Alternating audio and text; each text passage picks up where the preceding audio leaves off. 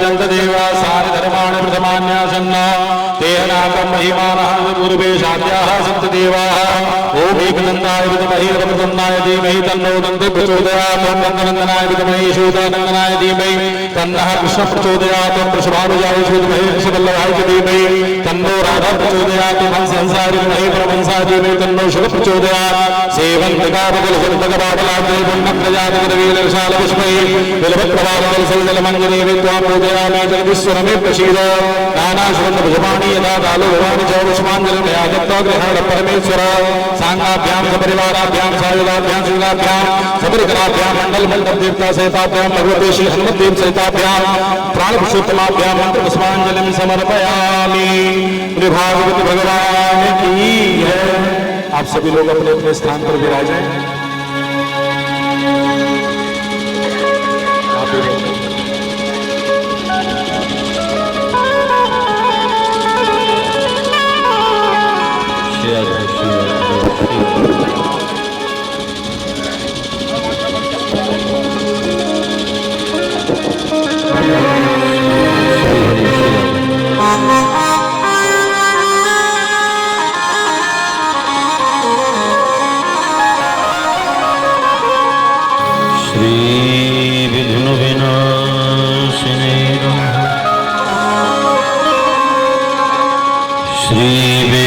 पुरुषाय नमः।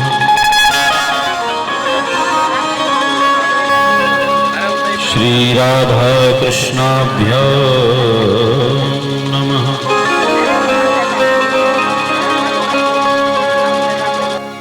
अज्ञानतिमिरान्धस्य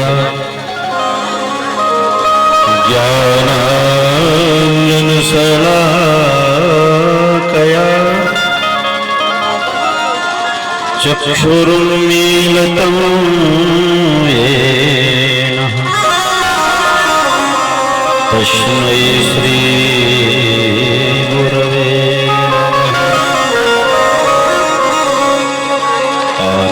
आनन्दमानन्दकर प्रसन्न ज्ञानस्वरूपं निजभावयुक्तम्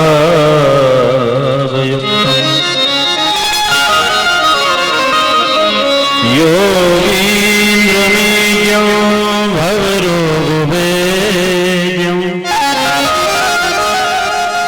श्रीमद्गुरुं नित्यं नमामि।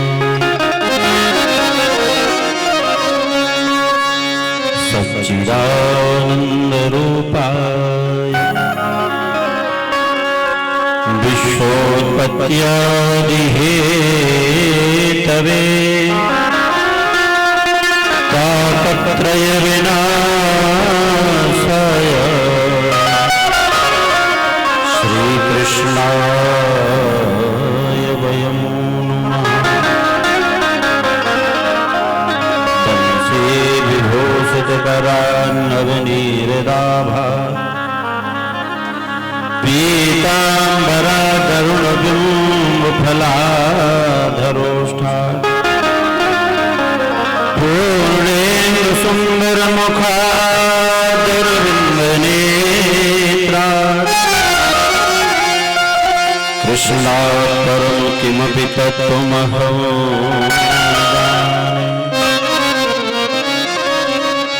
रामाय रामभद्राय रामचन्द्राय वेधसे रघुनाथाय नाथाय सीताय पतये नमः। अंजनानन्दनं वीरं जानकी शोकनाशनं कपीशमक्षहन्ता वन्दे लङ्का भयङ्करम्। भवानी शङ्करौ वन्दे श्रद्धा विश्वास रूपिणौ याभ्यां विना न पश्यन्ति सिद्धाः स्वान्तस्थुमीश्वरम्।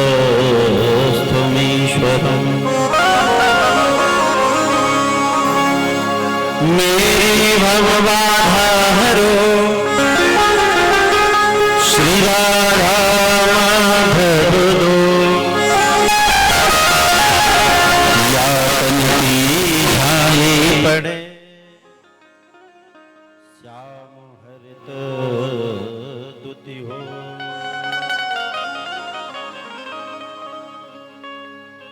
सब द्वारन को छोड़ के मैं आयो तेरे द्वार। अहो भानु की लाडली निकल मेरी ओर निहार। भक्ति भक्त भगवंत गुरु चतुर नाम बपु एक। इनके पद बंदन किए नासत विघ्न अनेक। प्रेम से बोलिए श्री भागवत भगवान की जय। श्री सिद्धि विनायक भगवान की जय। गौरी शंकर भगवान की जय। श्री अयोध्यानाथ की जय। बजरंग बली की जय। कथा महोत्सव की जय। संत समाज की जय। भक्त समाज की जय। पितृ देवताओं की जय। आज के आनंद की जय। श्री बगीचा सरकार की जय। श्री धूमावती माई की जय। श्री पीताम्बरा माई की जय।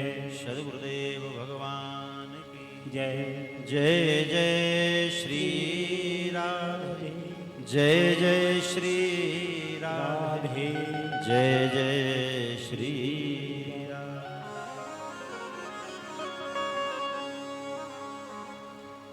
जयत जगदुदय भाव प्रलय हेतु सर्वधर्म रक्षित धर्म सेतु अखिल गुणगण संपन्न प्रसन्न पारिजात नव जलधर मुनिमन मानस हरि श्री वृंदावन बिहारी के भुवन पावनी लीला का श्रवण अथवा गायन दोनों ही कल्याणकारी है। आइए अपने अपने माता पिता को दोनों हाथ जोड़ करके हम सब प्रणाम करें। अपने अपने गुरु गोविंद को प्रणाम करें।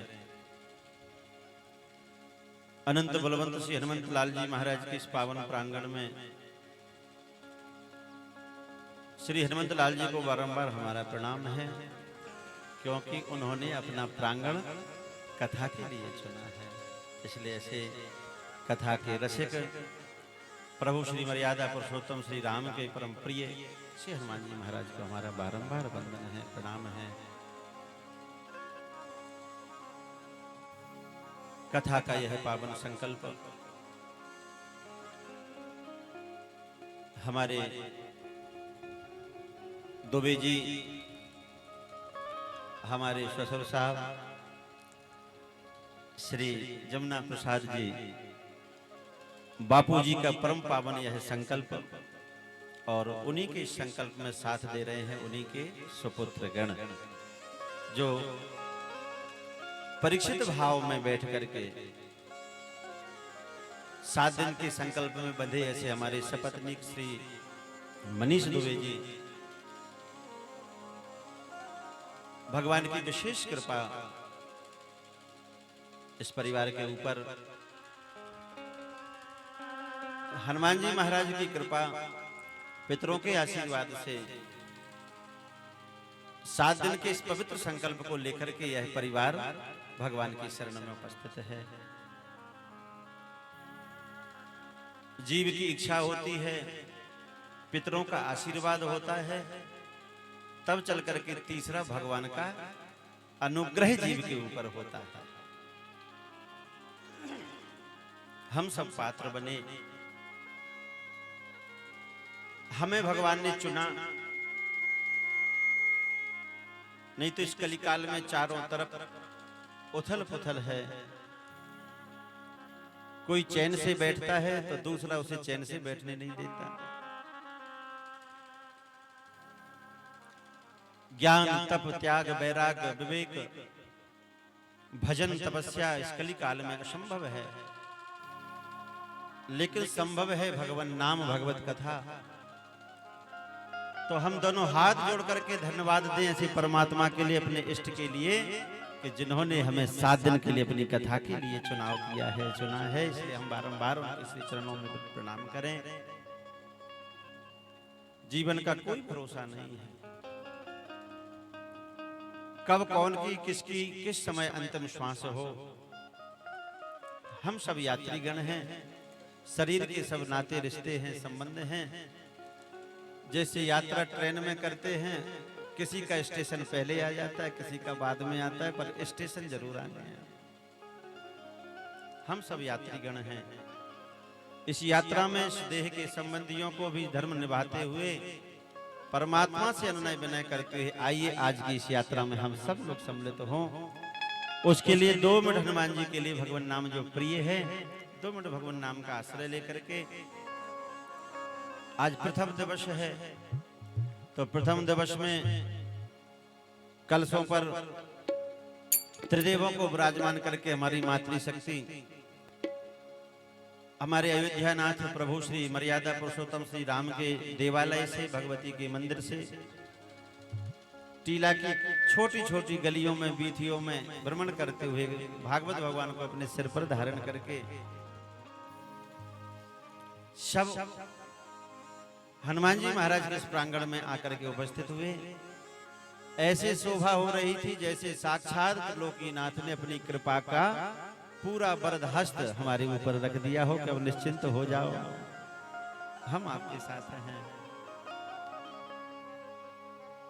आइए हम मिलकर के 2 मिनट भगवान नाम का आश्रय लें, जिसको करने से आपको भगवान की कथा सुनने की सामर्थ्य और हमें भगवान की कथा कहने का साहस हो। ऐसे हनुमान जी महाराज को भगवान नाम का आश्रय लेकर के श्रवण कराएं। मेरे तो आधार सीताराम के चरणारविंद, मेरे तो सीताराम के चरणारविंद, मेरे तो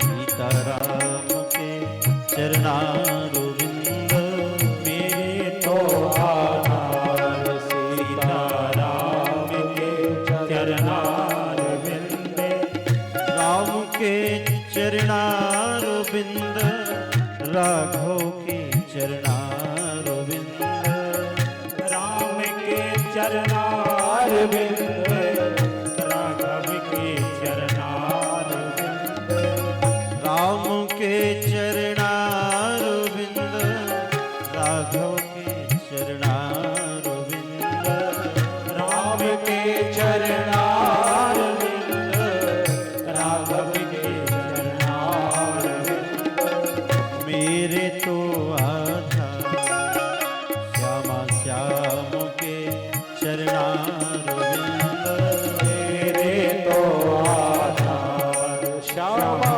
श्याम के चरणारविंद, मेरे तो आधार। सब लोग भक्ति भाव से तालियों की सेवा करते हुए भाव से श्री राजा रामचंद्र हरि बोल।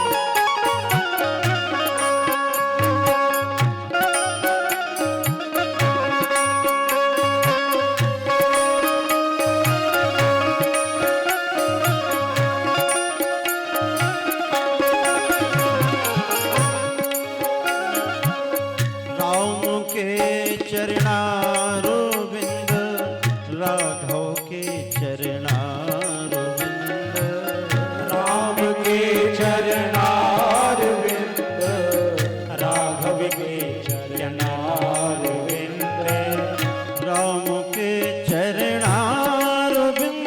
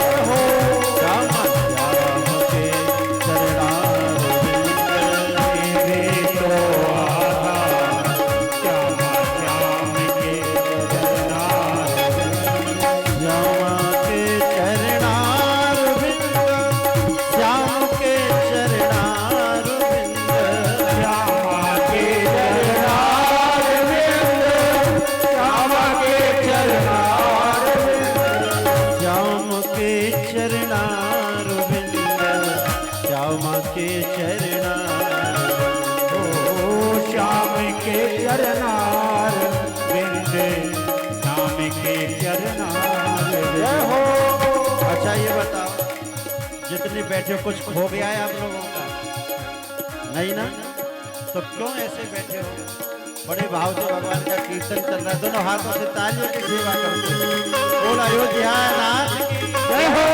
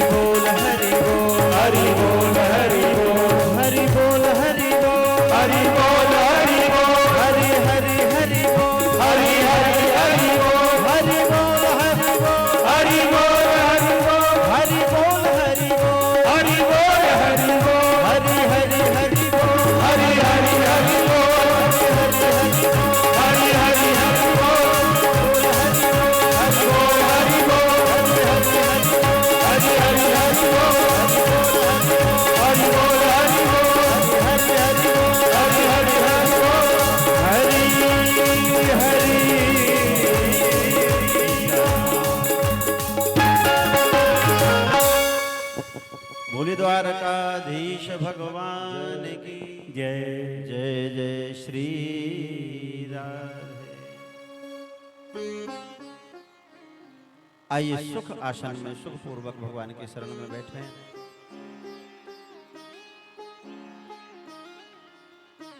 आज भागवत के महत्व की चर्चा है।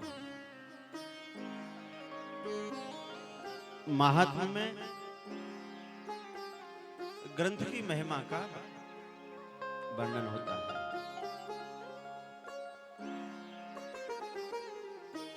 महिमा किसकी है? परमात्मा की। कीर्ति किसकी है?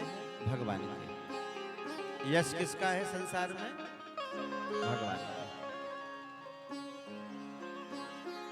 तो मूल में परमात्मा है, लेकिन जब हम परमात्मा के पीछे हो जाते हैं, भगवान आगे हो जाते हैं, तो साथ साथ में हमारी भी जय जयकार होने लग जाती है। यतो धर्मस्ततो जयः। जहां धर्म है वही जय है, और जहां अधर्म है वहां पराजय निश्चित है। हमारा भारत देश हमेशा धर्म के लिए ही लड़ा है। तो धर्म कौन? धर्म साक्षात भगवान श्री हरि रामो विग्रहवान धर्म। भागवत साक्षात धर्म जो है भगवत स्वरूप है। धर्म का आचरण करने वाला जीव, धर्मानुरागी जीव परमात्मा को प्रिय है। तो जहां धर्म है वहां जय है, क्योंकि धर्म भगवान है श्री हरि नारायण, और नारायण के पार्षद कौन है? क्यों मनीष जी? आलस आएगा अभी, तो आपका सब्जेक्ट नहीं है, लेकिन चिंता मत करो, धीरे धीरे रंग लेंगे। नारायण कौन है? श्री हरि जगत नियंता पूर्ण ब्रह्म श्री हरि। उनके पार्षद कौन है? क्या नाम है उनका? पार्षद का मतलब सेवक, सर्वेंट। कौन है? याद कर लेना। भगवान के सेवक हैं जय और विजय। हरि के प्रिय पार्षद दो, जय और विजय जान सब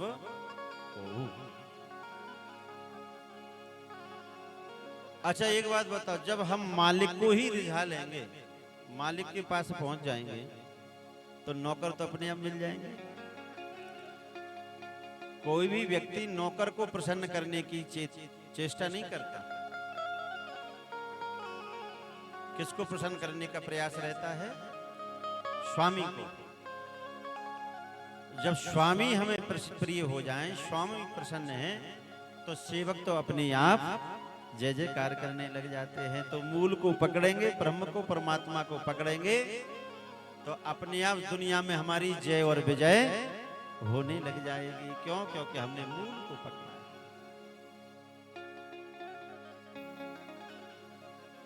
भागवत में सर्वप्रथम महिमा है भागवत। अब समस्या हमारे आपके पास यह है, पहले दूसरे दिन तक लोग कथा में कम आते हैं। ये भी आई हैं तो आलस में आई हैं, भोजन करने के बाद जब भाई ले रहे हैं। पर हमारे मास्टर साहब ने व्यवस्था पूरी कर रखी, चिंता मत करो। ज्यादा नींद आए तो यहाँ व्यवस्था सब है एकदम चकाचक, तो वहां घंटे 2 घंटे की नींद ले ले। कथा का यही सबसे बड़ा लाभ है। कथा में बैठ करके अगर नींद आने लगे बापू जी, तो समझ लो कथा असर कर रही है। पार्वती जी को भी तो नींद आई थी ना, तो कथा में बैठ करके अगर नींद आ जाए, समझ लो कथा का असर हो रहा है। डॉक्टर जब ऑपरेशन करता है तो पहला अपने मरीज के लिए वो अचेतावस्था में पहुंचा देता है ना? तो सबसे बड़ा लाभ है कि कथा में नींद आ जाए। घर में बच्चे नहीं सोने देते, तो आराम से कथा में आओ, खूब आनंद से नींद पूरी करो। महिमा क्या है भगवान की? तो हम ये कह रहे थे कि 2-3 दिन तक लोग ये सोचते कि अभी तो दूसरा ही दिन है, हम तो जब जाएंगे जब नंद घर आनंद भयो जय कन्हैया लाल की होगा। हम कहना ये चाह रहे हैं, हम मनीष जी आपको एक कोई भी बुक दें, पुस्तक दें, उसके पहले के पेज फाड़ के रख लें अपने पास और लास्ट के हटा लें, फिर आपको दे दे, चैप्टर समझ में आएगा। वो पुस्तक समझ में आएगी किसने बनाई है, किस उद्देश्य से लिखी गई है और उसका अंत क्या है, नहीं समझ में आएगा। तो ऐसे ही भागवत का अगर जिसने महात्म नहीं सुना, तो ये गारंटी है कि चौथे दिन की भागवत भी उसे समझ में आने वाली नहीं है, क्योंकि उसने उसका प्रारंभ नहीं सुना, उसका प्रस्तावना जिसे हम कहते हैं, महिमा। तो जब तक हम महिमा नहीं जानेंगे तब तक हम उसकी कथा में रुचि नहीं हो पाएगी। जिससे हमारा पहचान है, हमारी पहचान है, जान परिचय है, अगर आप बाहर भी हैं, अगर उसकी चर्चा कहीं सुन ले भीड़ में, तो चारों तरफ से मन हट करके कान वहीं पहुंच जाएंगे कि हमारी चर्चा कौन कर रहा है। क्यों? क्योंकि उससे हमारा संबंध है। आप खंडवा में रहते हैं, अगर कोई करेरा का व्यक्ति मिल जाए जिससे आपकी राम राम श्याम श्याम भी नहीं हो, और वो अपना पता चल जाए कि ये करेरा का है, तो थोड़ा ध्यान आकृष्ट होगा। क्यों? क्योंकि उससे हमारा संबंध है, भूमि का संबंध है। कथा भागवत जब तब ज्ञान यज्ञ, ये किस लिए किए जाते हैं? क्योंकि जीव का संबंध परमात्मा से हो जाए, हमारी जान पहचान भगवान से हो जाए। जान पहचान जब तक नहीं होगी तब तक हम उससे प्रेम नहीं करेंगे। गोस्वामी जी इसे और सरल कर रहे हैं, जाने बिनु ना होए परतीते, जाने बिनु ना होए परतीते, जाने बिनु होए परतीते, जाने बिनु होए परतीते, बिनु परतीत होए नहीं प्रीति, बिन परतीत होए नहीं प्रीति, बिनु परतीत होए नहीं प्रीति, बिन परतीत होए नहीं प्रीति।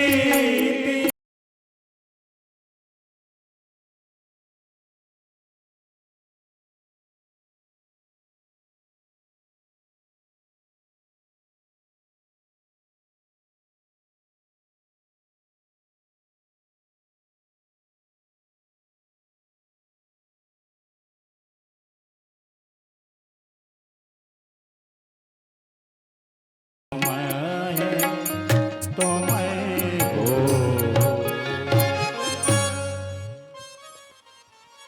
जब तक हम जानेंगे नहीं तब तक उसके होने की प्रतीति जीव को नहीं होगी। तो आज हमारा परमात्मा से परिचय है कि भगवान देखने में कैसे लगते हैं। देखने में अच्छे लगेंगे तभी तो हम उनके समीप जाने का मन करेंगे। जैसे हम अपनी बेटी के लिए संबंध देखते हैं ना, तो सबसे पहला मन में भाव आता है कि वो देखने में कैसा है। फिर दूसरा मन में भाव आता है, संकल्प आएगा कि वो करता क्या है। फिर तीसरा मन में भाव आएगा कि उसके अंदर सामर्थ्य कितनी है। तो ठीक इस महात्मा के प्रथम श्लोक में भगवान का स्वरूप, भगवान के कार्य और भगवान की सामर्थ्य का वर्णन है। तो भगवान कैसे हैं देखने में? सच्चिदानंद रूपाय विश्वोत्पत्त्यादि हेतवे तापत्रय विनाशाय श्री कृष्णाय वयं नमः। तो भगवान के तीन स्वरूप हैं। भगवान लगते कैसे हैं? बोले सत स्वरूप है भगवान का। जो हम फोटो देख रहे हैं, प्रभु श्री राम का धनुष बाण लेकर के बैठे हैं, कृष्ण का मुरली धारण करके बैठे हैं। तो किसी फोटो कैमरामैन ने इनके फोटो खींचे हैं? क्यों तिवारी जी? किसने फोटो खींचे होंगे कि हम पहचान गए कि ये राम है, ये कृष्ण है? ये टेक्नोलॉजी कब की है बताओ आप। तो ये चित्र जो हमारे सामने है, ये कैसे प्रकट हुए? हमारे महापुरुषों ने, जो भगवत प्राप्त संत हैं, श्री सूरदास जी महाराज, श्री तुलसीदास जी महाराज, श्री वेदव्यास जी महाराज, जो भगवान के अवतार हैं, इन्होंने इन ग्रंथों के माध्यम से जीवंत कर दिया भगवान के स्वरूप को। बरहा पीडम नटवर बपू, तो कृष्ण का स्वरूप बन गया। लोकाभिराम और रंग धीरम, तो प्रभु श्री राम की तस्वीर बन गई है। तो ये हमारी टेक्नोलॉजी है जिससे हम आज भगवान को पहचान पा रहे हैं। तो भगवान का पहला स्वरूप है कि सत्य, ईश्वर सत्य है, संसार सत्य नहीं है, सत्य के द्वारा निर्मित है, इसलिए सत्य जैसा व्यवहार दिखता है, लेकिन संसार सत्य नहीं है। सत्य ईश्वर है। ईश्वर सत्यम जगन मिथ्या, परमात्मा ही सत्य है। सत्य उसे कहेंगे जो आदि मध्यांत रहे, वो सत्य है। आज ये पंडाल हमने बनाया, 7 दिन 8 दिन बाद ये पंडाल नहीं रहेगा। आज जो वृक्ष हमारे सामने है, जिसका जन्म हुआ है, उसका अंत उसी समय लिख गया। ये सूक्ति कहती है, जिसका जन्म है उसका अंत भी निश्चित है। तो भगवान सत्य कैसे हैं कि जो आदि में है, मध्य में है और अंत में शेष वही बचते हैं। जो आदि मध्यांत सत्य है, वो भगवान का स्वरूप है। सत्य हम उसे माने जो कभी नष्ट ना हो। दूसरा भगवान का स्वरूप है चैतन्य स्वरूप, भगवान हृदय में बैठे हुए, कहीं ढूंढने की आवश्यकता नहीं है। भगवान कहाँ बैठे हैं? भगवान हमारे अंदर ही बैठे हैं, पर उनकी सन्निकटता के कारण हम भगवान को देख नहीं पा रहे हैं। समझ में आ रहा है कि नहीं? सन्निकटता क्यों है? अति सन्निकटता भी एक दोष है। अति सन्निकटता अवज्ञा। अपनी आंख के पास में अगर कोई वस्तु ले जाओगे तो एकदम जब समीप कोई वस्तु पहुंचेगी तो वो स्पष्ट नहीं होगी, वो धुंधली दिखेगी, क्योंकि आंख और वस्तु में थोड़ी सी अगर दूरी रहेगी, डिस्टेंस रहेगा, तो वो स्वच्छ दिखाई देगी। ज्यादा समीपस्थ होने के कारण वह वस्तु, वह व्यक्ति धुंधला दिखाई देने लग जाएगा। तो परमात्मा हमसे दूर नहीं है, परमात्मा हम समस्त जीवों के अति सन्निकट हो गए हैं। गीता में भगवान कह रहे हैं, ईश्वरः सर्वभूतानां हृदय से अर्जुन तिष्ठति। ईश्वर सभी भूतानां, भूतानां मतलब समझ जीवानां, सभी जीवों के अंदर, चींटी से लेकर के हाथी के अंतःकरण में ही परमात्मा व्याप्त है, बैठे हैं। तो अति सन्निकटता के कारण वह भगवान है तो हमारे पास, लेकिन वो दिखाई नहीं दे रहे हैं। जैसे बड़े से बड़े महापुरुष अगर हमसे दूर रहते हैं तब तो हमें उनके सद्गुण दिखाई देते हैं, और वही अगर हमें सहजता से मिल जाएं तो फिर उनके अंदर दुर्गुण दिखाई देने लग जाते हैं। दोष, अति सन्निकटता का दोष। उदाहरण के लिए छोटा सा सूत्र समझें। जब विवाह तय होता है तो पति पत्नी में बड़ा प्रेम रहता है। आप अपने आप पे घटा लीजिए कि अब शादी हो रही है तो बड़ा प्रेम रहता है, मन में इतने ख्याल रहते हैं वो कैसे होंगे, कैसा उनका नेचर स्वभाव होगा, कैसे परिवारी लोग होंगे, मन में भाव रहता है कि नहीं रहता? कैसे लोग होंगे जिससे हमारा संबंध बन रहा है, उसका नेचर स्वरूप कैसा होगा, स्वभाव कैसा होगा। तो जब विवाह हो जाता है केवल 1 महीने का सुख मिलता है विवाह के बाद।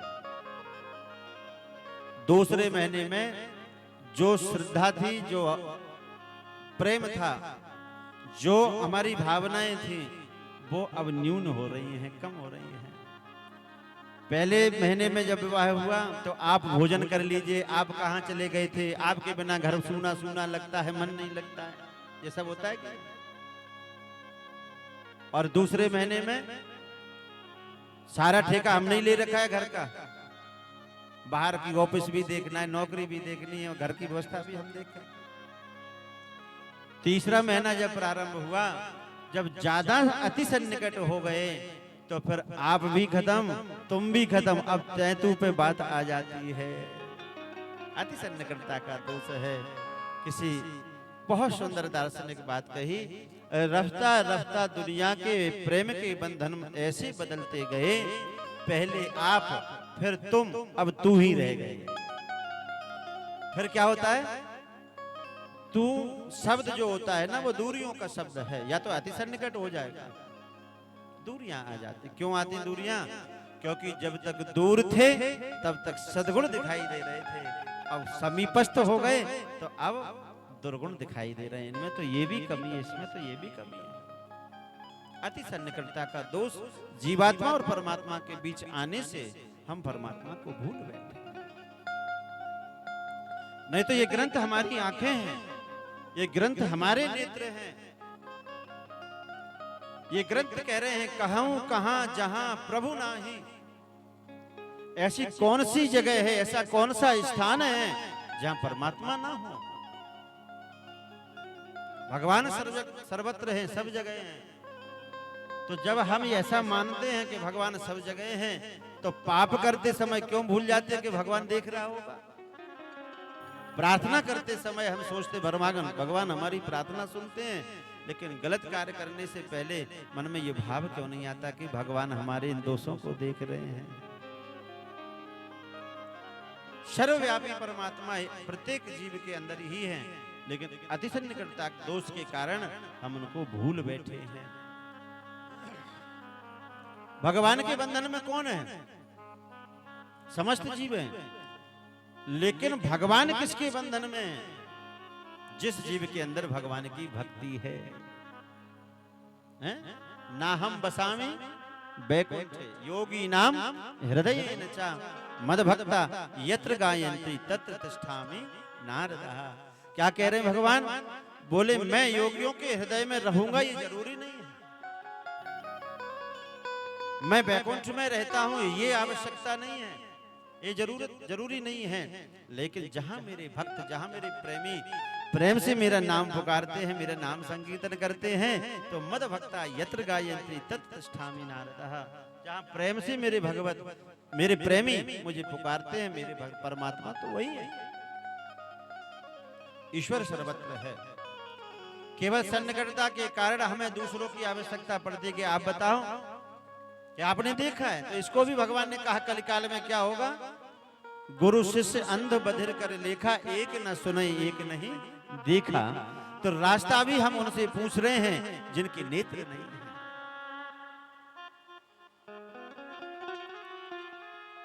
हमारा जो जीवन का पोस्ट कार्ड है, इसमें जीवन की व्यथाएं तो बहुत लिखी हैं, लेकिन इस पर एड्रेस पक्का नहीं डला है, इसलिए वो कहीं नहीं पहुंच रहा है। इधर से इधर चला जाता है, इधर से इधर चला जाता है। और देखो कितने पंथ प्रकट हो गए, एक धारा से कितनी धाराएं प्रकट हो गई इसी कारण। तेरे दर का भला कौन पता देता है, यहाँ जिससे भी पूछो तो कुछ दूर बता देता है। तेरे घर का पता जिसे मिल गया, बस उसी क्षण उसी को परमात्मा मिल गया। ये दुनिया में ये स्थिति चल रही, जिससे भी पूछो तो कुछ दूर बता देता है। बस थोड़ा और चलना, इसके बाद तुझे भगवान मिल जाएंगे।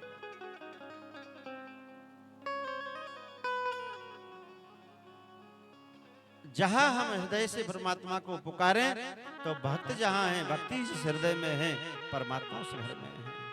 परमात्मा जाति नहीं देखते, अवस्था नहीं देखते, वो व्यवस्था नहीं देखते। जब केवल भक्त हृदय में भक्ति आ जाए, तो परमात्मा को वो अपने बंधन में बांध ले। इतने प्यारे हैं, वही सत्य हैं, उसी से ही हमारा संबंध है, और वही सबके प्रिय हैं, वही सबके हितैषी हैं।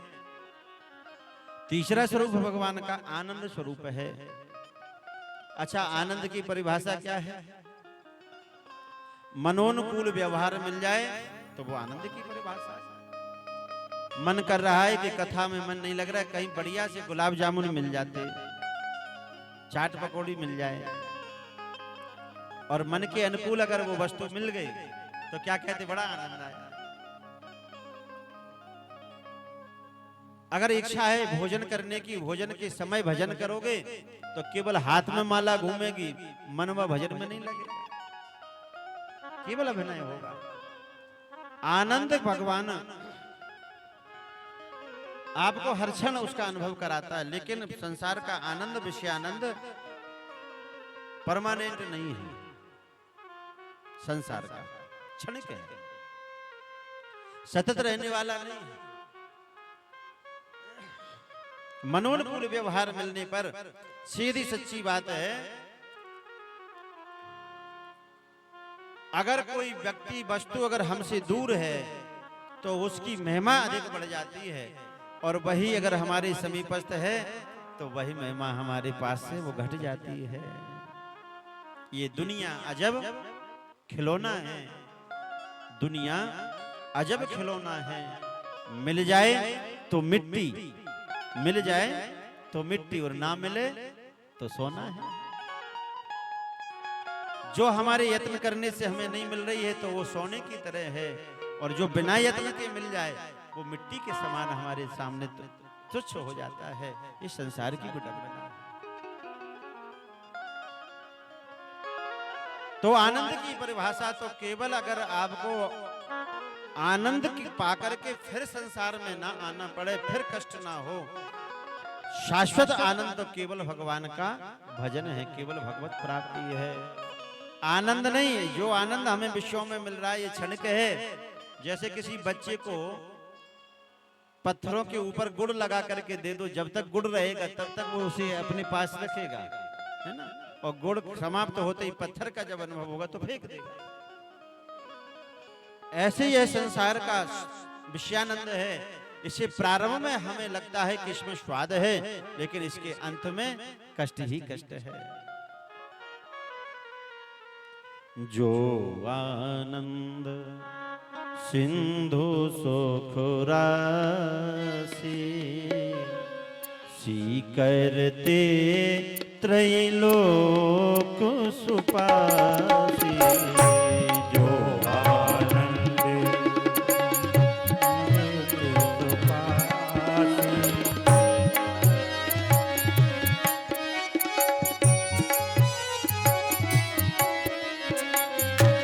जो आनंद सिंधु सुख राशि जो आनंद सिंधु सुख राशि जो आनंद सिंधु सुख राशि जो आनंद सिंधु सुख राशि इसी करते त्रैलोक सुपासी करते त्रैलोक सुपासी। आनंद के सिंधु तो परमात्मा है। उस सिंधु में जब तक बिंदु नहीं मिलेगा तब तक वो सिंधु कैसे बने। बिंदु ये जीव है, सिंधु भगवान है। जब तक हम ये बिंदु भगवान से दूर हैं तब तक ये परेशान हैं। यही बिंदु जब सिंधु रूपी परमात्मा से मिल जाएगा तो यही पूर्ण ब्रह्म पूर्ण सुख को प्राप्त कर लेता है। ऐसे ही हमारे परमात्मा का स्वरूप है, आनंद की तलप है। तो एक काम कर, आ राम की शरण में और राम राम रट।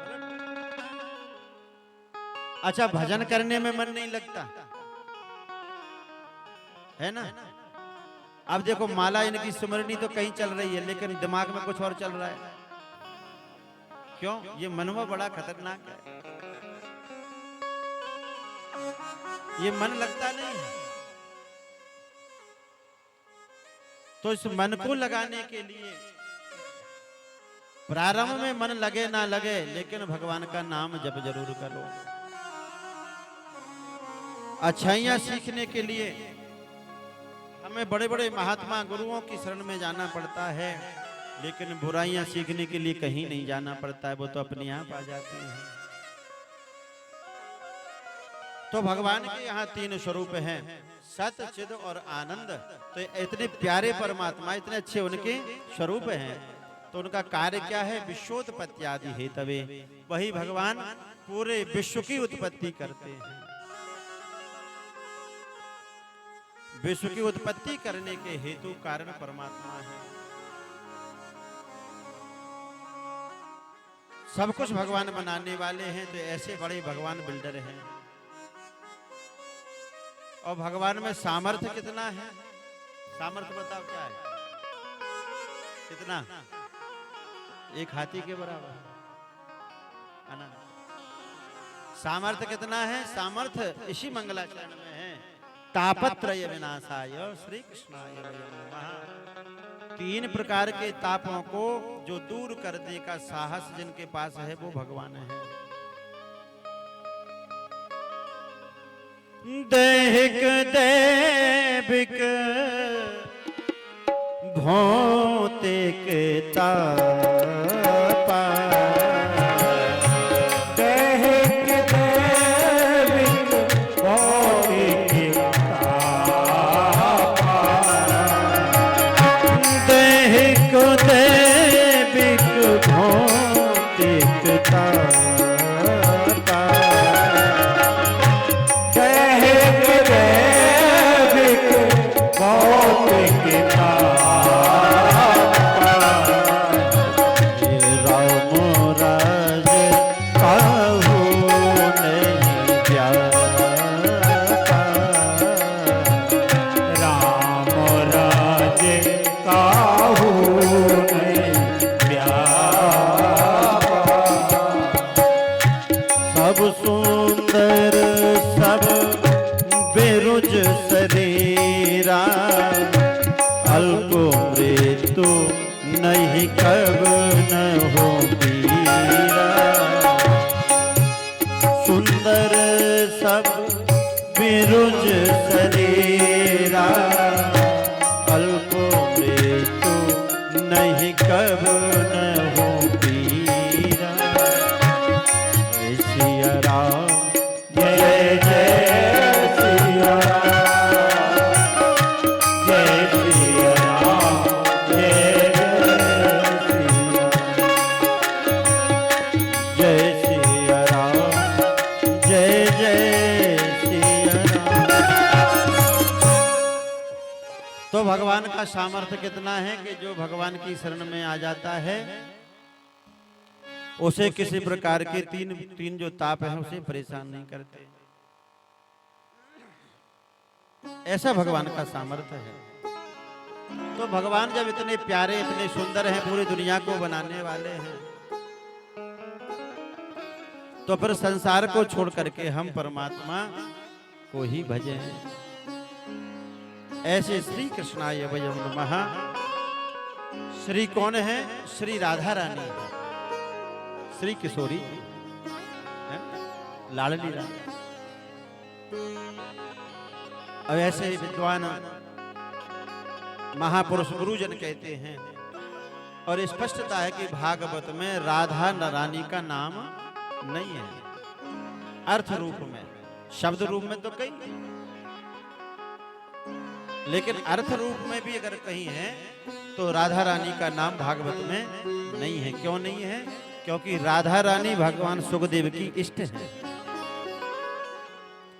इष्ट से इतनी अनन्यता होती है कि अगर राधा रानी का एक बार स्मरण सुखदेव भगवान कर ले, नाम ले ले, तो श्री सुखदेव भगवान की 6 महीना की समाधि लग जाती है। इष्ट प्रेम है। तो इस इष्ट की अनन्यता के कारण श्री सुखदेव भगवान ने अर्थ रूप में राधा रानी का नाम नहीं लिया है। तो अकेले कृष्ण थोड़ी है कि श्री कृष्णाय वयं नमः, जैसे हम अपने नाम के आगे श्री लगा लेते हैं, ऐसी श्री का अर्थ श्री राधा रानी। श्री कृष्णाय वयं नमः। ऐसे श्री राधा रानी को हम दोनों हाथ जोड़ करके प्रणाम करते हैं। फिर सुखदेव भगवान को प्रणाम किया। यं प्रव्रजन्तमनुपेतमपेत कृत्यं द्वैपायनो विरह कातर्या जुहावा। पुत्रेति तन्मयतया तर्वोऽभिनेदो तं सर्वभूत हृदयं मुनिमानतोषि। तो श्री सुखदेव भगवान जिनके कारण हमें भागवत मिली है, ऐसे श्री सुखदेव भगवान को प्रणाम है। सुखदेव भगवान का जन्म कैसे हुआ ये याद कर लेना, कहीं बच्चे पूछ ले तो बच्चों को क्या सुनाओगे? डोरेमोन की कथा कि छोटा भीम? हाँ, ये छोटा भीम है। बच्चों को संस्कार देने का सर्वप्रथम अधिकार माता पिता का ही है। जब पिताजी को ही पता नहीं होगा कि रामकृष्ण कैसे हैं, क्यों आते हैं, सुखदेव कौन है, तो अपनी संतान को कैसे बताएंगे? तो हम दूसरे के धर्म के विषय में तो जानकारी रखने की जिज्ञासा रखते हैं, लेकिन अपने स्वधर्म की जानकारी रखने से हम कतराते हैं। श्री सुखदेव भगवान का जन्म कब हुआ? भोलेनाथ ने जब भगवती पार्वती जी को अमृत कथा सुनाई। एक बार नारद जी ने कैलाश में जाकर के, भगवती पार्वती जी एकांत में बैठी थी, तो पार्वती जी से जाकर के नारद जी ने कह दिया, माता जी भोले बाबा तो है नहीं, वो समाधि में बैठे थे। तो नारद जी ने पार्वती से जाकर के कह दिया कि माँ, आपसे एक रहस्य की बात मैं पूछना चाहता हूं, आप बताएंगे? माँ बोली, बस बोलो। बोले ये बताओ बाबा आपसे प्रेम करते हैं कि नहीं करते हैं? तो पार्वती जी बोली, ये कोई पूछने की बात है? बाबा का प्रेम अनन्य है, तो अपने प्रेमी से कोई बात छुपाई नहीं जाती। तो कहने का मतलब क्या है? बोले कहने का मतलब ये है कि आपको बाबा सारी चीजें बता देते हैं, गुप्त नहीं रखते कुछ? बोले नहीं रखते। हमको तो क्या बताऊं नारद, आज समाधि में कौन से स्वरूप के दर्शन किए ये भी बता देते हैं आकर के। तो नारद जी ने कह दिया तो ये भी बताया होगा कि उनके गले में जो मुंडों की माला है ये किसकी है। भोले बाबा जिन मुंडों को 24 घंटे गले में धारण करके रखते हैं वो मुंड असाधारण है, साधारण तो हो नहीं सकते। तो ये भी बता दिया होगा। पार्वती जी बोली सुनो, प्रेम तो बहुत करते हैं पर आज तक ये नहीं बताया कि ये मुंड किसके हैं। तो नारद जी बोले क्षमा करना माता जी, इससे प्रेम नहीं कहते, इसमें तो छल है, कपट है। मैं ये नहीं कहता कि बाबा कपटी हैं, पर दुनिया को ना बताएं इस रहस्य को, आपको नहीं बताया। अब ऐसा बीज बो करके नारद जी वहां से चले गए। और नारद जी कौन है मालूम है? नारद जी भगवान के मन है। नारद जी वो नहीं है जो आजकल हम रामलीला रासलीला में देखते हैं, नारद जी को जोकर बना दिया। नारम ज्ञानम ददाति इति नारदः, जो जीवों को ज्ञान दे वो नारद है। अज्ञान का खंडन करें वो नारद जी हैं। एक बात और बताएं आपको, जिस घर में लड़ाई ना हो रही हो, अगर नारद जी पहुंच जाएं तो इनकी कृपा से लड़ाई चालू हो जाए। और जिस घर में खूब लड़ाई होती है, अगर नारद जी पहुंच जाए तो कभी लड़ाई ना हो। भगवान के मन है नारद। तो नारद जी ऐसा बीज बो करके वहां से चले गए। बाबा जब समाधि से उठ करके आए तो माता पार्वती जी का चेहरा अपने यहाँ पता चल गया कि कुछ गड़बड़ है ना? पार्वती जी समझ गई कि बाबा के सामने ऐसा प्रदर्शन करना है कि तभी तो ये रहस्य प्रकट होगा। पहले समय में घर की माताएं जब रूठती थी तो उनके रूठने का अलग से कमरा बनाया जाता था, अलग से, उसका नाम था कोप भवन। उसमें अगर वैसे रोज रोज तो लड़ाई झगड़े रूठना होता नहीं था, अगर कभी कभी अगर ऐसी बात बिगड़ जाए तो वो जा करके उस कमरे में चली जाती थी। तो पति समझ जाता था कि कहीं ना कहीं समस्या है, तो बड़ी मनोहार करके समस्या का समाधान करता। तो पहले समय में एक कोप भवन घर में अलग से बनाया जाता था, जैसे आजकल हम घर बनाते हैं कि यहाँ भगवान का मंदिर बनाएंगे, ये बेडरूम है, ये ड्राइंग रूम है, कौन कौन से रूम बनाते हैं। तो अब आजकल कोप भवन वाला कमरा अलग से क्यों नहीं बनाते? पहले कभी कभार ऐसी स्थिति आती थी रूठने वाली, लेकिन अब तो पूरा घर ही कोप भवन बना बैठा है। बात बात पर क्रोध करना। तो भगवान भोले बाबा समझ गए कोई ना कोई बात बहुत बड़ी है। पार्वती जी से भगवान से बोले बताओ तो आपके मन में क्या है। पार्वती जी बोली रहने दो, संसार में एक दूसरे को कपट करते हुए तो हमने देखा था, लेकिन आप भी हमसे कपट करते हो। बाबा बोले देवी बताओ तो सही पहले हमने कपट किया क्या है। बोले अब आप सुनना ही चाहते हो तो सुनो। आपने गले में जिन मुंडों की माला धारण कर रखी है, आज तक इस रहस्य को हमें क्यों नहीं बताया। भगवान बोले सुनो, अगर आप पूछना चाहते हो तो सबसे ज्यादा अगर हम आपसे प्रेम करते हैं तो ये प्रेम का प्रतीक ये मुंडों की माला ही है। पार्वती जी बोली तब तो आप कपटी नहीं महाकपटी हो। अगर इतनी बड़ी बात है तो पहले इस रहस्य को प्रकट करना था, बताना था। तो बाबा ने समझाने के लिए कह दिया देवी आप जब जब शरीर को छोड़ती हो तब तब आपकी याद बनी रहे, तो उस शरीर का एक मुंड लेकर के मैं अपनी माला में बना करके गले में धारण कर लेता हूँ, आपकी याद बनी रहे। तो देवी अभी तक आपने संसार में, इस दुनिया में, त्रिलोकी में इतने स्वरूपों को बदल चुका है, उतने स्वरूपों की माला मेरे गले में है। माता पार्वती के शंका का समाधान नहीं हुआ। बोले एक बात बताओ, आपने ऐसी कौन सी बूटी पी रखी है कि आप तो कब शरीर को छोड़ते नहीं हैं और हमें शरीर बार बार छोड़ना पड़ता है। तो शिव और शक्ति दोनों एक हैं, अलग नहीं हैं। तो बाबा के मुख से निकल गया कि हमने अमर कथा सुन रखी है। तो पार्वती जी ने जिज्ञासा करी कि ये अमर कथा कौन है, ये तो हमें बताओ। तो बाबा ने अपना डमरू बजाया, कैलाश में बैठ करके कोई अनाधिकारी जो श्रोता है वो इस अमर कथा को श्रवण ना कर ले।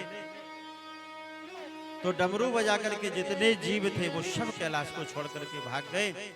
श्रोता बन करके भगवती पार्वती बैठी। भोले बाबा ने नेत्र बंद करके कथा को प्रारंभ कर दिया। बोले सुनो, आप बीच बीच में हुंकार भरते रहना। तो भगवती पार्वती ओम ओम का उच्चारण बीच बीच में करने लगी। और ये अमर कथा ही भागवत है, ये अमर ग्रंथ कहते हैं ना। तो ये भागवत जैसी कथा प्रारंभ करी। अब जैसे ही नवम स्कंद में वंशावली आई, इन राजा के ये हुए, इनके इतने पुत्र हुए, इनके ये पुत्र हुए, तो भगवती पार्वती को आ गई नींद। अब जैसे ही भगवती को नींद आई, बाबा हमारी आपकी तरह कथा थोड़ी चलती थी कि हमारी अपनी सुविधा के अनुसार चलती है। बाबा की जो कथा प्रारंभ हो गई सो हो गई। अब कथा सुनते सुनते 7 दिन हो गए। जैसे ही कथा ने विश्राम लिया, बाबा ने जैसे ही जयकारा लगाई है, बोल लक्ष्मी नारायण भगवान की जय। अब भगवती पार्वती तो खर्राटे मार करके सो रही थी समाधि में। जैसी जयकारा लगाई, अब सोने वाले व्यक्ति को अचानक से अगर असमय में नींद आए और पता चल जाए कि हमें नींद आ गई थी, तो वो ऐसा अभिनय करता कि जैसे मैं सो नहीं रहा था, सब सुन रहा था। तो भगवती पार्वती ने ऐसा ही अभिनय किया कि बाबा नाराज नहीं हो जाएं। तो भगवती पार्वती ने जिज्ञासा बस बीच में पूछ लिया, बाबा स्वामी ये तो बताओ, फिर वो राजा के कितने पुत्र हुए, उनकी कौन सी संतानें हुई, उनके क्या क्या कार्य रहे, ये तो बताओ। तो बोले बाबा के नेत्र खोले, देवी ये कथा तो 4 दिन पहले ही हो गई और अभी तुम ये जिज्ञासा कर रहे हो। तब बाबा समझ गए कि इस कथा को पार्वती जी ने पूरा नहीं सुना। तो बाबा ने सोचा कि फिर सुनने वाला, जो हुंकार भरने वाला, वो कौन है जो बीच बीच में ओम ओम कह रहा था। कथा की भी चोरी होती है, कथा सुनने के नियम होते हैं। कथा कहने वाला ऊपर बैठे, सुनने वाले नीचे बैठे हैं। ये सामने बैठ करके कथा सुने, ये नियम है। कई लोग कथा के पीछे बैठ करके कथा सुनते, ये नियम के विरुद्ध है। ये दरिद्रता सूचक है। व्यास मंच से ऊंची आसन लगा करके कथा नहीं सुनी जाती है। हमने ऐसा भी सुना है कि जिस समय भगवान ने गीता का उपदेश अर्जुन को दिया था, तो गीता का जब उपदेश दिया था, तो गीता का उपदेश तो केवल अर्जुन ने सुना, क्योंकि दिव्य दृष्टि भगवान ने दी थी, अपना स्वरूप दिखाया था। या दर्शन करने वाले वेदव्यास जी महाराज या संजय। लेकिन उस ध्वजा के ऊपर जो हनुमान जी महाराज विराजमान थे, तो गीता का उपदेश हनुमान जी महाराज ने ऊपर बैठे बैठे श्रवण कर लिया। तो जैसे ही गीता का उपदेश पूरा हुआ, हनुमान जी महाराज नीचे आकर के प्रणाम करने के लिए आए, प्रभु हमने भी कथा सुन ली है, हमने भी गीता का उपदेश सुन लिया। तो भगवान बोले, आपने कथा की विधि के अनुसार कथा नहीं सुनी है हनुमंत लाल, इसलिए आपको पैशाच योनि में जाना पड़ेगा। तो पाठक जी कौन सा ग्रंथ लिखा था हनुमान जी ने फिर अपने नाखूनों से?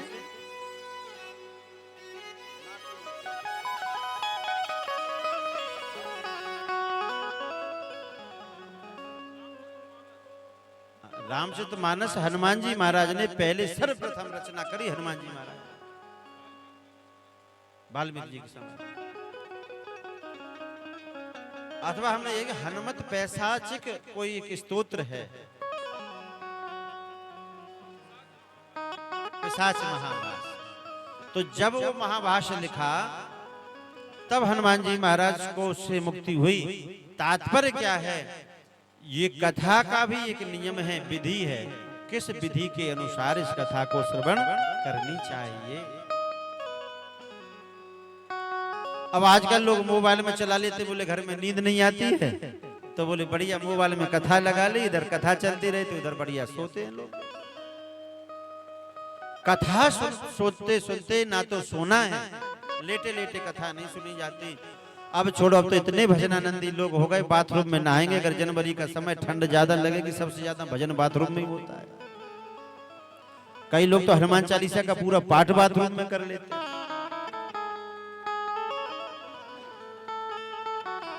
तो पाठ पूजा भजन ये करने का स्थान अलग होता है। श्री देवी भागवत की महात्म्य श्लोक है, निद्रा भंगाद कथा छेदो दंपत्यो हो प्रीति भेदनम शिशु मातृ विभेदश्च ब्रह्म हत्या समयरपि। देवी भागवत में हयग्रीव भगवान का जो अवतार हुआ है, भगवान श्री हरि नारायण धनुष की अपनी गद्दी बना करके, सिराहना बना करके सो रहे हैं चिरकाल नींद में। देवताओं ने कहा कि इस राक्षस को मारने के लिए भगवान को उठाना पड़ेगा। तो बोले भगवान को सो रहे हैं, जगाने के लिए कौन जाए?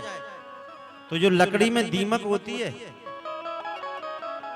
दीमक जो लग जाती है लकड़ी में, जिस दीमक को खत्म करने के लिए इंजेक्शन लगाते हो ना, तो ये दीमक के लिए कहा देवताओं ने कि आप इस धनुष की लकड़ी को कमजोर कर दो। धनुष की लकड़ी टूटेगी तो इनका श्री हरि नारायण का सिर धनुष से हटेगा, उनकी नींद खुल जाएगी। तो उस समय दीमक ने ये इस भाव को कहा है कि आपको पता नहीं है देवताओं, किसी व्यक्ति को सोते हुए जगा देना ये ब्रह्म हत्या के समान पाप है। तो हमारे जब बड़े बूढ़े कहते थे कि सोते हुए को मत जगाओ, तो ये लगता था कि अपने मन से कह रहे हैं, लेकिन अपने मन से नहीं है, ये शास्त्रों का सिद्धांत है। कभी भी कोई भी सो रहा हो, घर का नौकर भी अगर सो रहा हो तो टांग पकड़ के नहीं उठा देना चाहिए। उठ, सो रहा है, बहुत बड़ा काम पड़ा हुआ है, काम करना है। हाँ? जय हो द्वारकाधीश जी की। तो जो गहरी नींद में सो रहे हैं, निद्रा भंग, अकारण ही किसी की निद्रा को भंग नहीं करना चाहिए। और दूसरा है कथा छेदी, जो कथा सुन रहे हो बड़े प्रेम से, तो उसकी कथा को सुनते सुनते उसका मन नहीं हटाना चाहिए कि सुन तो बहन, चल बहुत हो गई, अब तो चलो घर चलते हैं। कथा छेदो, तो कथा में विघ्न डालने वाला व्यक्ति भी ब्रह्म हत्या के समान पापी हो जाता है। ये कौन कह रही है? वो दीमक, मैं नहीं जगाऊंगी। तीसरा ब्रह्म हत्या के समान पाप कौन सा है? षोडश संस्कार में एक संस्कार है विवाह संस्कार, है ना? ये विवाह संस्कार इतना पवित्र यज्ञ है, इतना सुंदर यह दाम्पत्य जीवन है। ध्यान रखना, दाम्पत्य जीवन अगर मनु और करदम की तरह होगा तो हमारी संतानें कपिल भगवान की तरह प्रकट होंगी। ये दाम्पत्य जीवन अगर महाराज दशरथ और माता कौशल्या की तरह होगा तो ऐसे ही गर्भ से प्रभु श्री राम का प्राकट होता है, क्योंकि गृहस्थ आश्रम सब आश्रमों से बड़ा आश्रम है। अगर गृहस्थ आश्रम नहीं हो तो महात्मा कहां से आए? गृहस्थ आश्रम नहीं हो तो बड़े बड़े ज्ञानी ध्यानी कहां से प्रकट हो? इसलिए त्याग तपस्या भगवान की भगवत भक्ति से बंधा हुआ अगर दाम्पत्य जीवन है, पति पत्नी में प्रेम है, और होना भी चाहिए। पति पत्नी के प्रेम को बीच में जाकर के अगर प्रेम विच्छेद कराते हैं, है ना, लड़ाई झगड़ा कराते हैं, तो ये भी ब्रह्म हत्या के समान पाप है। दाम्पत्य हो प्रीति भेद, दाम्पत्य के बीच में जाना, उनमें बेमनुष्यता प्रकट करना, लड़ाई झगड़े करवाना, और लड़ाई झगड़े फिर इतने तक चले जाते हैं, बोले ऐसे नहीं तो कोर्ट में तलाक के कागज दे देते हैं, है ना? तो दाम्पत्य हो प्रीति भेदनम, पति पत्नी के प्रेम की प्रीति का भेदन जो करे वो ब्रह्म हत्या के समान पापी है। और शिशु मातृ विभेदश्च, किसी माता के छोटे से बच्चे को उसकी गोद से लेकर के अलग कर देना, तो ये ब्रह्म हत्या के बराबर पाप है। मैं ये नहीं करूंगी, दीमक कह रही है। इतना बड़ा कार्य करने के लिए मुझे मिलेगा क्या? तो देवताओं ने कहा कि ये कार्य तुम कर दो, भगवान नारायण इस दुष्ट का वध कर देंगे, मधुकैटवादी का। तो इसका वध नाश होगा। आगे हम तुम्हें वचन दे रहे हैं कि जब जब कोई यज्ञ होंगे, जो यज्ञ किए जाते हैं हमें प्रसन्नता के लिए, भगवान नारायण की प्रसन्नता के लिए, यज्ञ किसकी प्रसन्नता के लिए? देवताओं की और भगवान। तो जब जब यज्ञ किए जाएंगे तो उस यज्ञ के हवन कुंड के बाहर जो सामग्री गिर जाएगी, जो हविष्यान्न गिरेगा, उस पर अधिकार तुम्हारा होगा, उसे तुम पा करके हष्ट पुष्ट होगी, उसी से तुम्हें भगवत प्राप्ति होगी। तो जब हम हवन करते हैं, पंडित जी कहते हैं अच्छे से हवन करना, आपकी आहुति हवन कुंड के अंदर ही जाए, कहते हैं। और वो लोग क्या कह देते, कभी कभी हमने सुना, बोले बाहर जो गिर जाएगी वो राक्षसों को पहुंचेगी, है ना? आपने भी सुना होगा, बाहर अगर हवन सामग्री डालोगे तो वो राक्षसों को मिल जाएगी। एक बात बताओ, वहां राक्षस कहां से आ गए? जहां देवताओं की स्थापना कुंड में ब्रह्मा विष्णु बैठे हैं, जो विश्व योनि में साक्षात भगवती विराजमान है, जहां चतुर्मुख वाले ब्रह्मा जी की आसन लग गई है, जहां इंद्र रक्षा करने के लिए बैठ गए, वहां राक्षस आएंगे हैं? तो वहां राक्षस नहीं, जब बाहर वो सामग्री गिर जाए तो चिंता नहीं करना, वो सब दीमक का भाग है, उसको उठा करके फिर दोबारा से अग्नि में नहीं। शिशु मातृ विभेदश्च ब्रह्म हत्या समय रवि। तो कहने का भाव ये हम ये कहना चाहते हैं, कथा सुनने के भी नियम है। भोले बाबा ने कहा कि फिर चोरी से कथा हमारी किसने सुनी, उसको हम दंड देंगे। कथा की चोरी नहीं होती। तो वो जो सुख का जो छोटा सा शिशु था, शावक था, अंडे को फोड़ करके बाहर निकल आया था। इसके माता पिता तो डमरू बजाया बाबा ने तो पहले ही चले गए थे। जे उस अंडे को फोड़ करके बाहर निकला, कथा सुनने लगा। अंदर ही इसने कथा सुन ली। कथा में ऐसा स्वाद आया कि जब भगवती पार्वती को आ गई नींद, तो इसने सोचा कि बाबा कथा बंद कर देंगे। तो अब क्या किया, तो बीच बीच में ओम ओम ये शिशु बोलने लगा, शावक बोलने लगा। तो ये जब शावक बोलने लगा ओम ओम, तो बाबा ने कहा फिर कौन था? देखा वहां जाकर के तो यही सुखदेव हैं। और जैसे ही सुखदेव ने देखा कि बाबा अपना डमरू त्रिशूल लेकर के आ रहे हैं, उसने उड़ना प्रारंभ किया। उड़ते उड़ते कैलाश से अपनी आत्मरक्षा करने के लिए उड़ते उड़ते पीछे बाबा। वेद व्यास जी जो बद्रीनाथ धाम सरस्वती नदी के पावन तट पर बैठे हुए थे, उनकी धर्मपत्नी बिटपा देवी उस समय वस्त्र सुखा रही है। उसी नन्हे से शावक ने देखा कि इससे सुंदर और स्थान छुपने का कहीं नहीं मिलेगा। उबासी आई माता को, तो मुख के माध्यम से भाई सुखदेव भगवान इनके गर्भ में पहुंच गए। बोले सुखदेव भगवान की जय।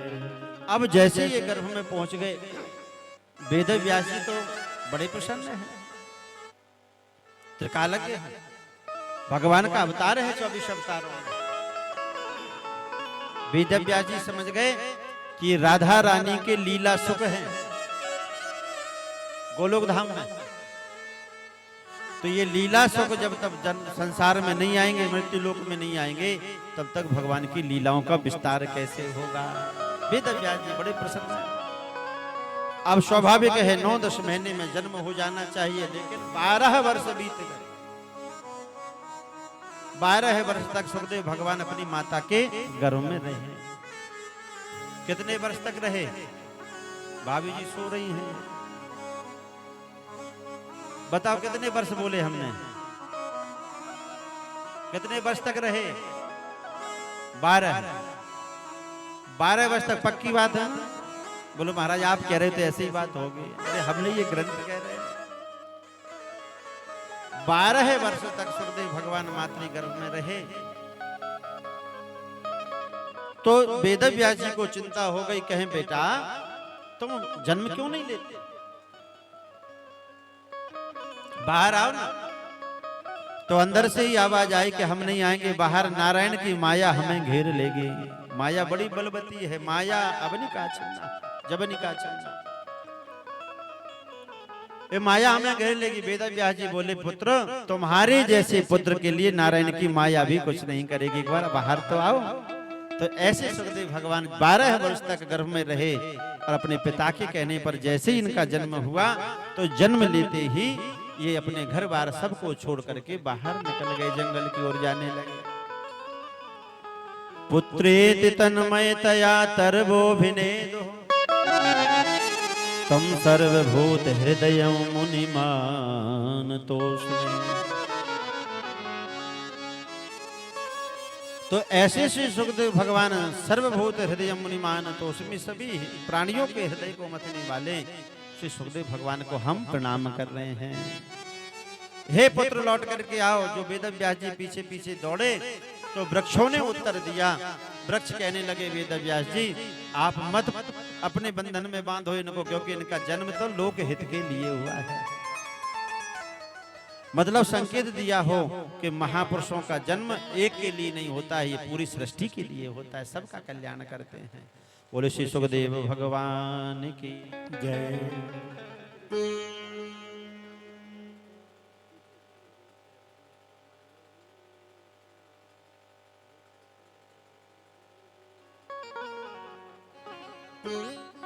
बोले श्री सुखदेव भगवान की।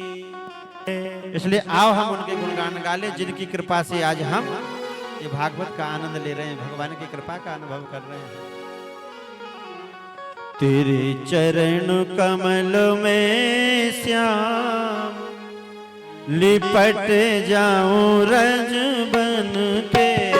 तेरे चरण कमल में श्याम लिपट जाऊं रज कमल में श्याम लिपट जाऊं रज बन के।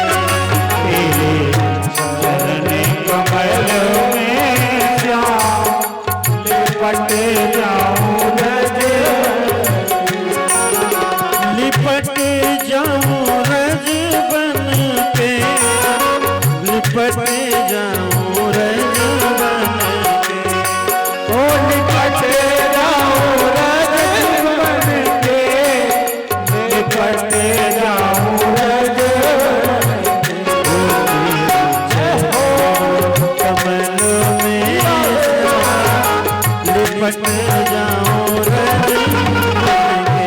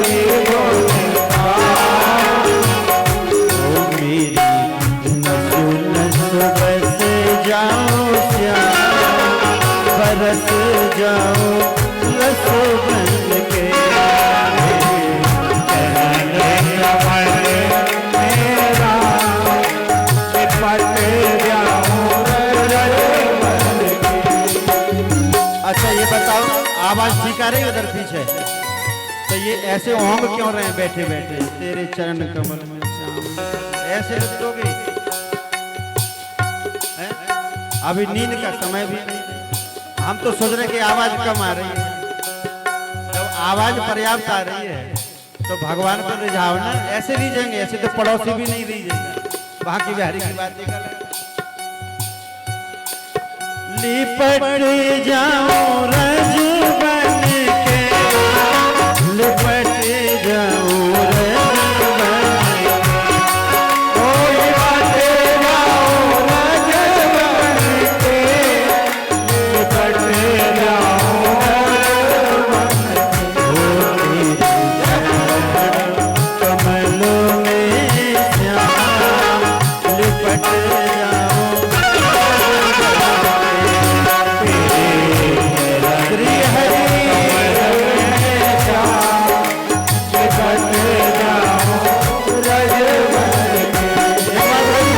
बोले बांके बिहारी लाल जय हो।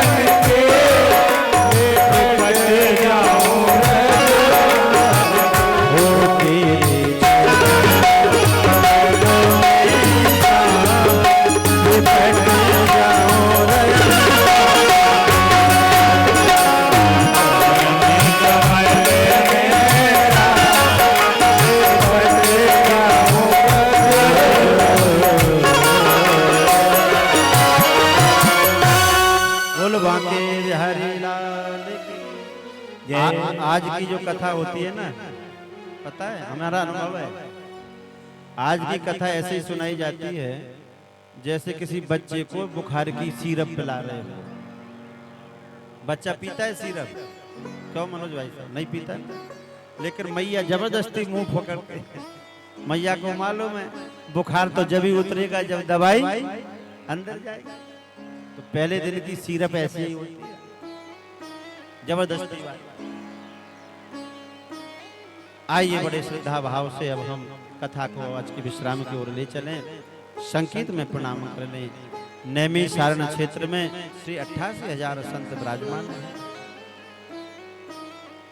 शोध जी महाराज से उन ऋषियों ने हाथ जोड़ करके बड़ा ही सुंदर प्रश्न किया।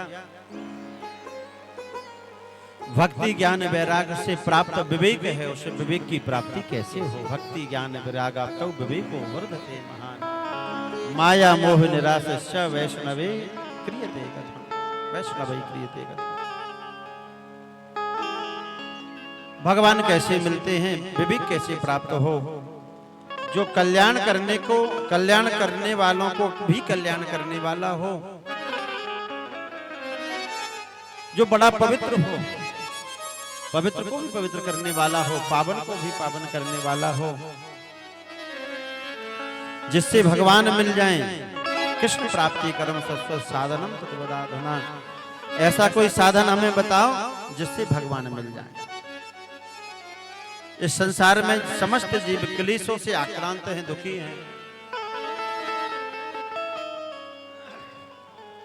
इस घोर कलयुग में यह घोरी कलौ प्रायो जीवश्चासुरताम गतः,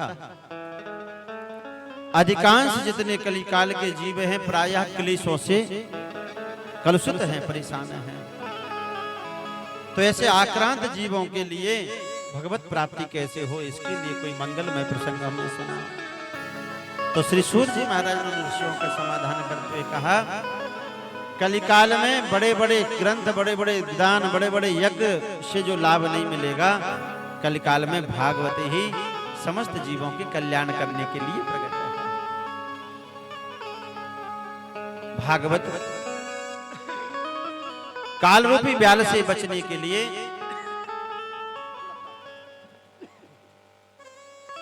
काल व्याल मुखग्रासा त्रास निर्णाश हे तवे श्रीमद् भागवतम शास्त्रम कलौ कीरेण भाषितम, कीरेण सुखेन भाषितम। तो जीवों का कल्याण किसमें है? बोले भागवत कथा को श्रवण करने से भगवान मिल जाते हैं, कलेश भी दूर हो जाएंगे और भगवान भी मिल जाएंगे। बोले किसे मिल गए? बोले राजा परीक्षित को मिल गए। देवता आए थे अमृत कलश लेकर के कि हमें ये कथा अमृत मिल जाए, हम अमृत दे दें स्वर्ग का, तो अदला बदली करने की भावना से आए। तो सुखदेव भगवान ने ये कथा अमृत नहीं दिया स्वर्ग के अमृत के बदले, ऐसा दिव्य अमृत है। शतलोक में ब्रह्मा जी ने भी यह मोहर लगा दी कि भागवत इस भूमि में, इस पृथ्वी मृत्यु लोक में भागवत से बढ़कर के जीवों के मुक्ति का साधन कोई और नहीं है। भागवत ऐसा दिव्य ग्रंथ है जिसको 7 दिन में अगर हम नियम पूर्वक सुने तो भागवत से हमारा कल्याण हो जाता है। भक्ति ज्ञान वैराग का दुख दूर जब भागवत की कथा से हो गया नारद जी के माध्यम से, तो हमारा भी दुख दूर होगा। हृदय की भक्ति सोई हुई हो, ज्ञान वैराग सो रहे हो, तो भागवत की अगर शरण में हम चले जाएंगे तो भक्ति भी अपनी स्थिति में आ जाएगी और सोए हुए ज्ञान वैराग का बुढ़ापा भी दूर हो जाएगा। कहां तक कहें, जिंदों की तो छोड़ो, मरने के बाद में अगर प्रेत जैसी योनि में जीव पहुंच जाए तो प्रेत के लिए भी अगर भागवत की कथा सुना दो तो प्रेत की मुक्ति भी भागवत की कथा से हो जाती है। ये तो हमने अपने आंखों से देखा। पहले जगह जगह बहुत भूत प्रेतों का आमना सामना होता था। स्कूल में जब जाते थे बच्चे कहते थे मास्टर की जगह तो भूत बैठा था। हो सकता है पढ़ाई के चक्कर में मास्टर भूत जैसा दिखाई दे रहा, वो बात एक अलग है। बोले आज हमने देखा मास्टर जी की कुर्सी पे भूत बैठा था। अब जो भी है, शास्त्र तो कहते हैं कि भूत प्रेतों की योनि होती है। जब बाबा बागेश्वर जब नचवाते ना अपनी भीड़ भाड़ में, तो फिर विश्वास करना ही पड़ता कि होते हैं। तो जब भूतों पे विश्वास है कि होते हैं, अच्छा हाथ खड़ा करो कितनों को विश्वास है कि भूत होते हैं? टीला में देखा अपने भूत को? हाँ भाई साहब ने देखा है। हाँ। तो भाभी जी को भी दिखा देना। तो जब भूत पर विश्वास है कि भूत है, तो परमात्मा होते हैं कि नहीं, उन पर विश्वास है कि नहीं? जब भूत पे विश्वास है कि भूत है, तो परमात्मा पर डबल विश्वास होना चाहिए कि भगवान है। भूत प्रेत की योनि में भी अगर जीव चले जाएं, तो उनके लिए भी भागवत का अगर एक श्लोक भी कान में पड़ जाए, तो उनकी योनियों से भी वह भागवत की कृपा से उद्धार हो जाता है, भगवत प्राप्ति हो जाती है। जब धुंधकारी जैसे प्रेत को भागवत कथा ने तार दिया, जिसने जीवन भर पाप कर्म किया, जीवन भर पाप के अलावा कुछ उसने किया ही नहीं, और यहाँ मोहर लगा दी है सूत जी महाराज, आजन्म मात्र मपि येन सठेन के, पूरे जन्म भर जो 60 दुष्कर्म आदि करता रहे, अगर एक बार भूल बस भी वो भागवत का कथा सुन ले, एक श्लोक का भी आधा अक्षर भी अगर उसके कान में चला जाए, तो भी भागवत की कृपा से वह जीव शुद्ध हो जाता है, भगवत कृपा हो जाती है। तो इस कलिकाल में हमने ये भागवत की महिमा कह रही है, एक श्लोक का आधी अर्धहाली भी अगर हम श्रवण कर लें, तो बड़े से बड़े पापियों का उद्धार हो जाता है। भागवत में 7 गांठ वाला बांस लगाना चाहिए तो पहले ही लगा दिया, वो भी हमारे सामने ही लगा दिया, है ना? लगाना चाहिए कि नहीं? अब ये तो भगवान जाने, इसलिए लगाते इन भावों से कि कोई आत्मा अगर भटक रही हो, तो जैसे धुंधकारी आकर के बैठ गया, ऐसे वो बैठ जाए।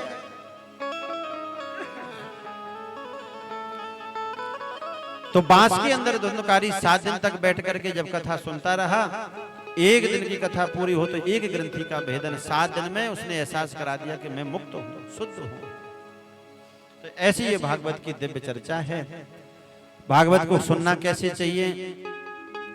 तो बोले केवल घी पी करके 7 दिन तक कथा सुन लो, केवल घी पी करके घृतपान।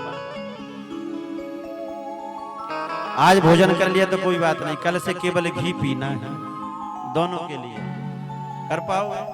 नियम लिखा है भागवत के 6वें अध्याय में, हमारी ना मानो तो इनकी मान लो, लिखा है कि नहीं? अच्छा 7 दिन तक घी पी करके नहीं रह सकते, तो दूध पी करके रहो, पेय पान। अब कहो महाराज शुद्ध दूध नहीं मिलता, तो क्या करें? बोले एक समय फलाहार पालो और दूसरे समय फुल आहार ले लो, जिसमें प्याज लहसुन ना हो। भक्ति चित्त से भगवान को प्रसादी लगा करके फिर उसको पाओ। देखो भोजन तो वही है, खड़े खड़े होटल में जूता पहन करके खाओ तो वो स्वाद नहीं आता। वही भगवान नाम लेकर के रसोई में सुंदर पकवान बने, भगवान को भोग लगा दो, तुलसी अर्पित कर दो, फिर सुख आसन में हाथ पैर धुल करके पाओ। वो प्रसाद नहीं, वो अमृत जैसा सुख देने वाला हो जाएगा, क्योंकि यही हमारे शास्त्रों में ये मंत्रों की महिमा है। तो अगर ऐसा भी नहीं कर सकते तो बोले खूब चकाचक भोजन पाओ, लेकिन इतना पाओ कि नींद ना आवे। यहाँ हम कथा प्रारंभ करें और आप सोना चालू कर दो। नियम पूर्वक 7 दिन तक हो सके भूमि पर शयन करें, त्याग का जीवन जीना 7 दिन तक। देखो 7 दिन तक हमें ईमानदारी का जीवन जीना है। अगर हो सके तो 7 दिन तक झूठ नहीं बोलना है। आपका विभाग तो ऐसा है कि जिसमें झूठ बोला जाता है कि नहीं? रिटर्न भर दिया था, आप तो देख लो। तो 7 दिन के लिए केवल झूठ ना बोलें, सत्य का आचरण करें, और 7 दिन तक क्रोध नहीं करना है किसी को। क्रोध से हमारे भक्ति में जो मन लग रहा है वो हमारी भक्ति क्षीण हो जाती, पुण्य नष्ट हो जाते, इसलिए 7 दिन तक क्रोध ना करें। ओम नमो भगवते वासुदेवाय इस मंत्र का खूब जप करें, अपने गुरु मंत्र का खूब जप करें, इष्ट मंत्र का खूब जप करें। 7 दिन तक नियम पूर्वक भगवान नाम का आश्रय लेकर के कथा सुने, उसका मनन करें और भगवान की कथाओं में स्वयं उपस्थित होने का अनुभव करें। ऐसा करने से जिसके मन में जैसा संकल्प होगा भागवत की कृपा से वो समस्त संकल्प पूर्ण अवश्य होते हैं। हमने तो बहुत चमत्कार देखे, पर ये हमारे विश्वास के ऊपर है कि जिसका जैसा विश्वास वैसे उसके लिए भगवान की कृपा होती है। आज की कथा को हम भगवान के श्री चरणों में यही समर्पित करें। कल की कथा का समय आप लोग निश्चित करोगे कितने बजे से रखें, इसलिए कथा में प्रेम रहे, भाव रहे, भार ना बने, है ना। 2 बजे से 5 बजे तक का समय है। कल से समय से पधारेंगे। आइए 2 मिनट भगवान नाम का आश्रय ले लें, जब तक आरती की तैयारी आचार्य लोग करें। आरती तो बना के ही बैठे हैं, तो 2 मिनट भगवान नाम का आश्रय लें, उसके बाद फिर आरती की ओर चलेंगे। बोले वृंदावन बिहारी लाल की जय, बोले राधा रानी की जय। चरण रज राधा रानी की जय। तेरी बिगड़ी बना देगी, तेरी बिगड़ी बना देगी। कैसे बनेगी? चरण रज राधा रानी की, चरण रज राधा रानी की, चरण रज राधा रानी की, चरण रज राधा रानी की। तेरी बिगड़ी बना देगी, तेरी बिगड़ी बना देगी। चरण रज राधा रानी की, चरण रज राधा रानी की, ओ चरण रज राधा रानी की, चरण रज राधा रानी की। हमारे यजमान को पीछे फेंक रहे, अभी अखाड़े में रहो। तेरी बिगड़ी बना देगी, तेरी बिगड़ी बना देगी। ओ चरण रज राधा रानी की, चरण रज राधा रानी की। बोले बरसाने वाली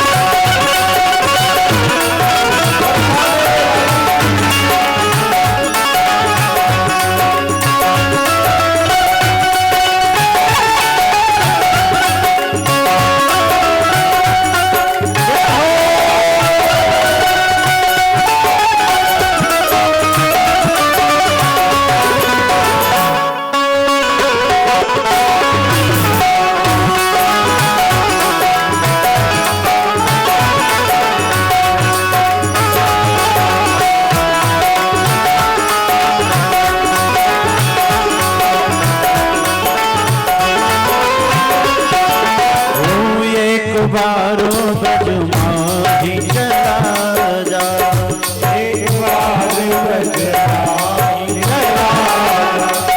इस रज को तू शीश चढ़ा जा, इस रज को तू शीश चढ़ा जा।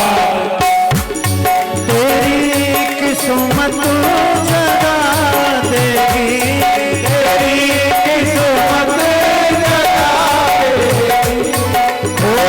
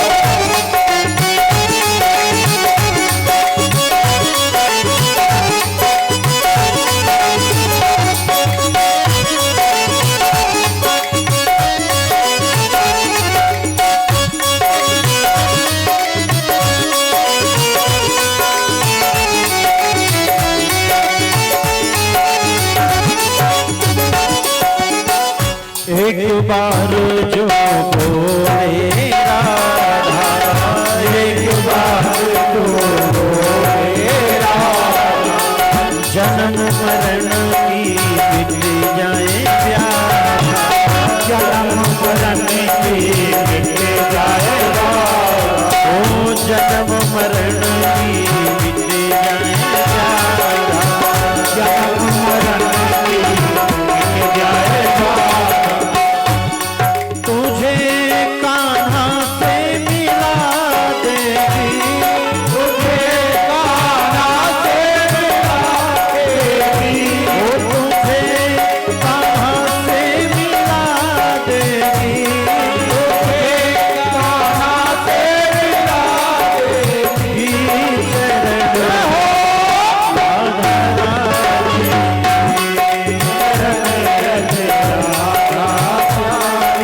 बोल बरसाने वाली की जय हो।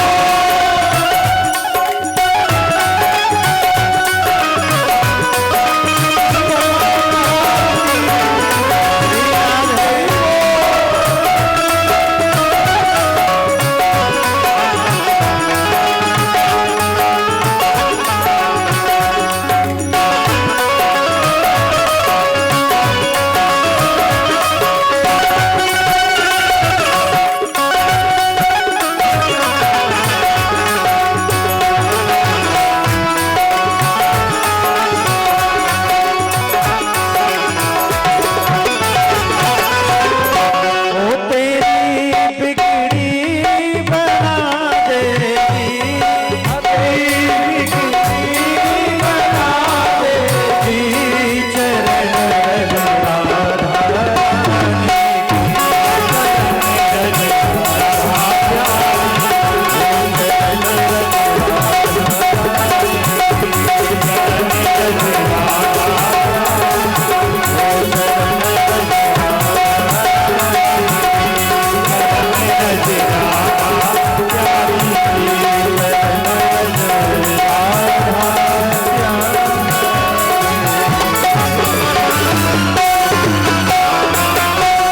बोल बरसाने वाली की जय। सब लोग खड़े हो जाए अपने स्थान पर। बाद भगवान की आरती करेंगे, फिर प्रसाद लेकर के प्रसन्नता से प्रस्थान करेंगे।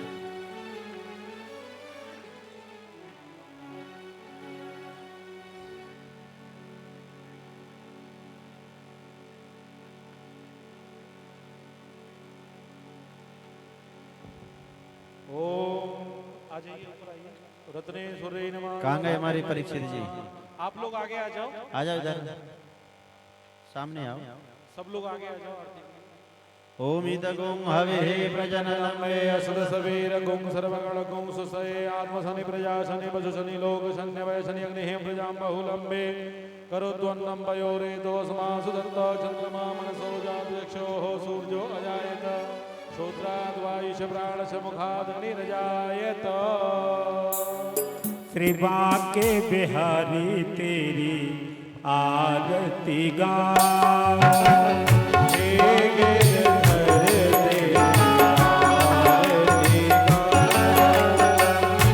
आरती गाऊं प्यारे तुमको दिखाऊं, आरती गाऊं प्यारे आपको मनाऊं, आरती गाऊं प्यारे तेरा गुण गाऊं, आरती गाऊं